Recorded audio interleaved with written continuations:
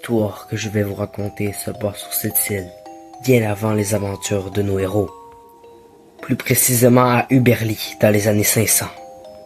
Dans ce temps-là, les gens vivaient dans des villages faits de bois et de paille. La personne qui nous intéresse, Sachmutz, semblait normale aux premiers abords, mais elle était amnésique. Elle oubliait tout ce qu'elle faisait quelques heures plus tard. Vu que les méthodes médicales n'étaient pas aussi poussées que maintenant, on ne pouvait guère savoir ce qu'elle avait, et les habitants la prenaient pour une sorcière.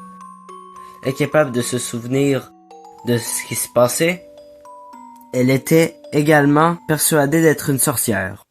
Les habitants la dévisageaient sans cesse. Le truc, c'est qu'à l'époque, les sorcières, on les exécutait. Dès l'enfance, les gens la fuyaient. « Pourquoi personne ne veut être mon ami ?» disait-elle à sa mère. Sa mère d'ailleurs, qui fut exécutée en négociant pour que personne s'en prenne à sa fille. En grandissant, elle s'est forgé un certain manque de confiance en soi et de timidité. Elle vivait à l'écart de la société et ne sortait que pour acheter de la nourriture au marché.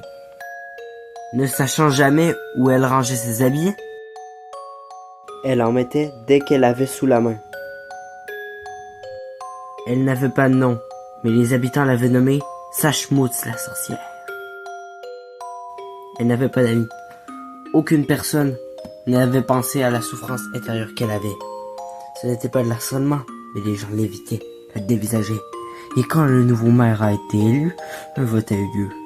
Un vote pour savoir s'il fallait l'exécuter. Sans grande surprise, le vote a été unanime. Les gens veulent sa peau.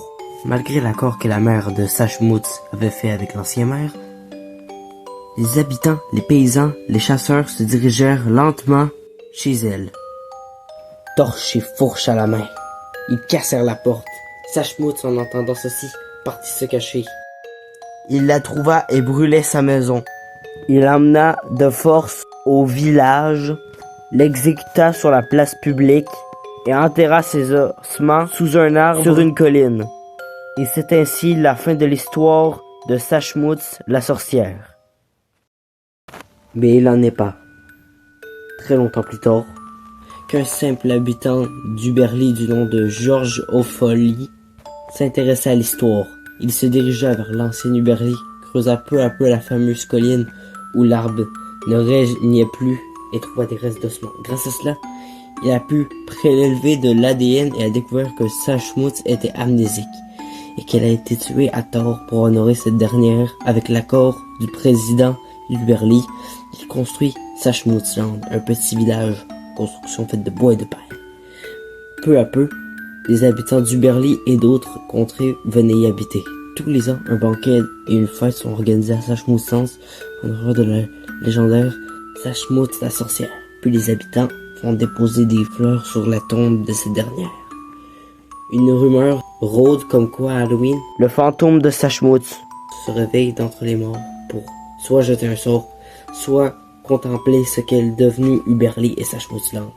Viendra-t-elle cette année? Fin. Aïe, quel idiot je fais. J'ai oublié de me présenter. Moi, c'est Georges O'Foley.